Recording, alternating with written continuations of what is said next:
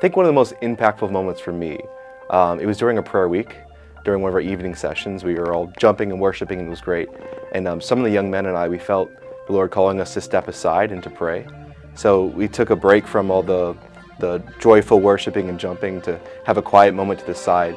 We just got around each other and we prayed about how we were feeling then, about future ministry and stuff. And it kind of really set the mood for the nature of my relationships here at Elim. They weren't just people that you can jump around and have a good time with, but they're friends that you're building to be people who will step in the nitty-gritty of your life and pray for you and be there for you. I don't think it was a specific moment, but something that developed in me over these last few years was a conversational kind of prayer that I developed in my relationship with God that I didn't know was possible. And there'd be oftentimes where I'd be walking behind ELC or just on these long walks where prayer was not a chore and became a conversation. And there are so many different memories that come to mind about these prayer walks. But I think what's most impactful is that I actually developed a kind of friendship with God that I didn't have previously. So, well, there's a lot to choose from, but if I had to narrow it down, it would probably be when I enrolled in the spiritual formation class in my junior year, and that was being led by Brother Nathan Sanders. And the reason that it was just so unique compared to the other classes was that it forced me to look into the parts of my life that I didn't properly address or allow God to heal. I've definitely gotten a better perspective of myself, seeing myself from God's point of view, and that's the best thing anyone can do. You know, that's the major way then the only way that a Christian can actually really make a difference is if they see the difference in their own lives first. Ethan and I were doing ministry in the park, and a guy actually called us over, and it was just about near the end, and we hadn't really talked to that many people, and we were feeling a little discouraged and a little nervous, and I don't know what to do. But he started just asking us questions after we prayed for him, and he kept asking different things about Jesus and what we believed about sin and all sorts of things. And ultimately we were able to present him with the gospel, and he prayed with us and accepted Christ.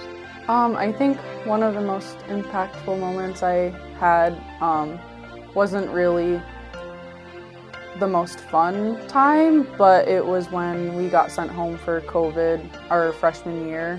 Going home helped me grow so much more in my own relationship with the Lord and on my own, and God did a lot of healing in me through that, and it just reminded me that He is faithful, and just kind of reminded me that He is good through all of that, and even when bad things happen and things aren't always going the way as planned, He can work all things out for good, and it just reminded me of His faithfulness. Probably the most impactful moment or thing that happened would have been pretty much the entirety of my second year, the first semester. Actually, the whole second year, there was just a lot of different things that happened, and it was very challenging. It was a very difficult time, but it was the most growth that I've probably ever gone through.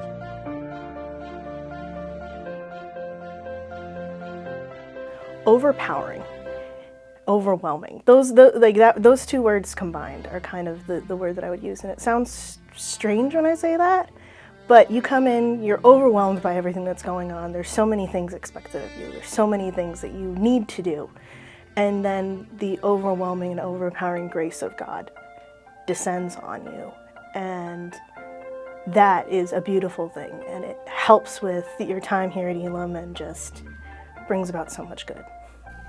If it's one word, I'd say real, but what I really want to say is get real.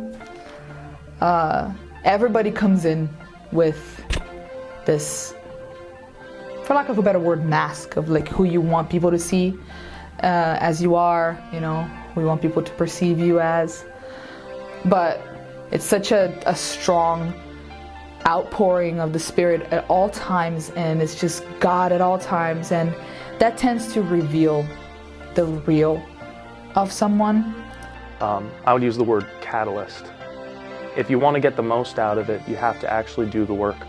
You actually have to take the time to seek out men and women who can speak into your life, and you have to show up to classes, do your homework, press into God diligently on your own time, that type of stuff.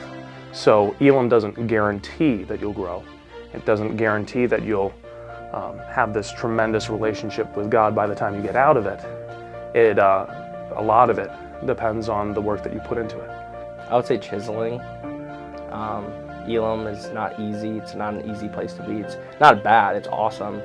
But every assignment, every SOS, toilet you clean, every good grade in assignments you get, every bad grade, it's like all preparing you for who God has made you to be.